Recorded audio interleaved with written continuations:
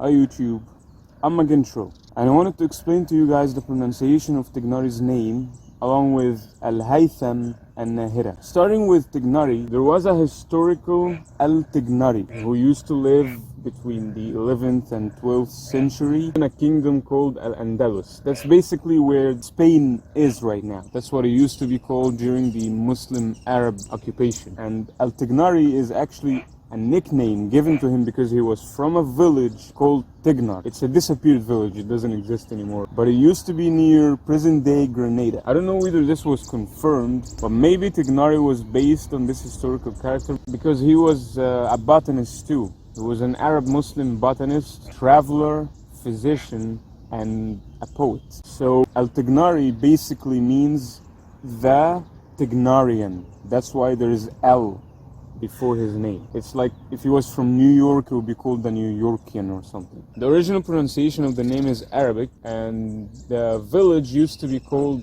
Tighnar, which makes his name Tighnari. This might sound a bit difficult to pronounce because it has 3 letters that don't exist in English. Starting with Ta, it's basically a pressured T. It's a forceful, heavy sound. You put the tip of your tongue between your teeth and pull the middle section down.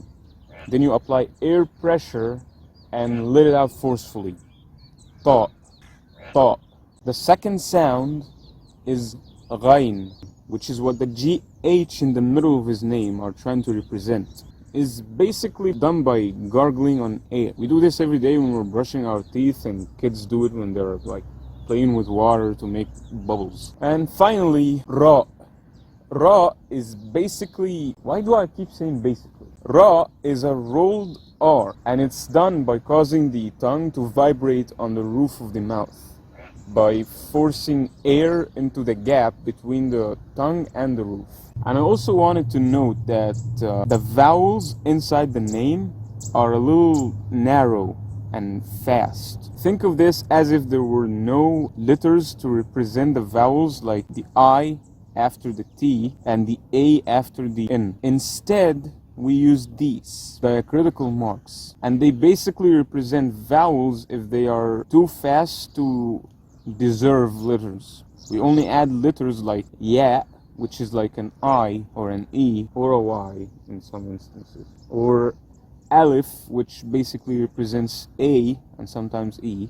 And these diacritical marks basically show us like the direction that the sound should take after each consonant. In Arabic we call it sometimes going up like A or down like E. So after the first letter Ta or T, instead of I we put this. In Arabic it's called kasra or breaker in English. In my opinion, I think the closest English pronunciation to the original Arabic pronunciation is Tighnari. We replace the 3 Arabic sounds with their closest English sounds. So the Ta with a T, the Ghain with a G, and the rolled R with an R. And making the vowels in the middle of the name short and narrow, the ending result will be Tighnari, Tighnari. Just that fast. So you know that it is Tighnari, but you make it faster. You make the vowels in the middle fast. You can stretch the ending vowel as much as you want because it exists in Arabic. It basically refers to a male, like this name belongs to a male. If it was a female, it would be called Tighnariya. The second name, Al-Haitham, is a pretty easy one. I again don't know whether he was based on this historical character, but there is a huge historical scientist who's called Ibn Al-Haytham. Ibn Al-Haytham was huge in the fields of physics, math, philosophy, astronomy, and many more. The meaning of the name is just an eagle. Yeah, not so much. Haytham means a baby eagle. So Al-Haytham means the baby eagle. So he's a baby eagle, not just an eagle. Sorry. And the original pronunciation is pretty much the same. Al-Haytham. Now regarding Nahida, The origin of her name is also Arabic.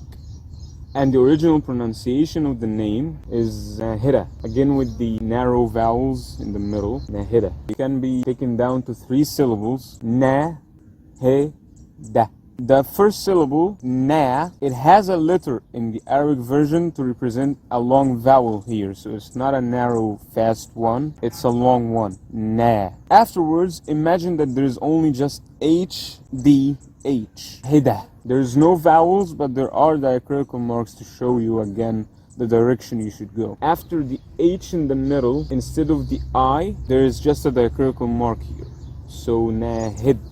And in the end of the name in Arabic, there is a letter called Ha, which is not a vowel, it's a consonant. It's exactly the English H. So imagine if instead of the A in So imagine instead of the A in the end of her name, there was an H. But obviously in English that would sound like Nahid. And when it's placed at the end of a name like this, it's basically trying to point out that this name belongs to a female, Nahida. The masculine version of this name is called Nahid. So the whole name is just pronounced Nahida. Oh man, I don't want to talk about its meaning. What are these bugs? Are these ants? I'm sorry. I don't know why they named a character that looks like a kid with that name. So it basically means a girl whose breasts are full and perky. There you go. Okay, I have struggled so hard to explain the meaning of this name and I had to cut it all out. And when I went back home, I had to look into this more because this meaning doesn't fit. But I couldn't find something else. There is an adjective called Nahada, and if we turn that into a name, a feminine name, it would sound like Nahida, and that would make her name mean the rising one. But I've never seen that adjective being used as a name before. But if it did in this case, if that's what they meant, because this sounds like it fits, it would turn the D in the middle into an Arabic letter called Dal, which just sounds like a thicker, more pressured D. So you can just keep using the letter D. So it sounds like Nahida. Nahida. This is my intro, and thank you so much for watching.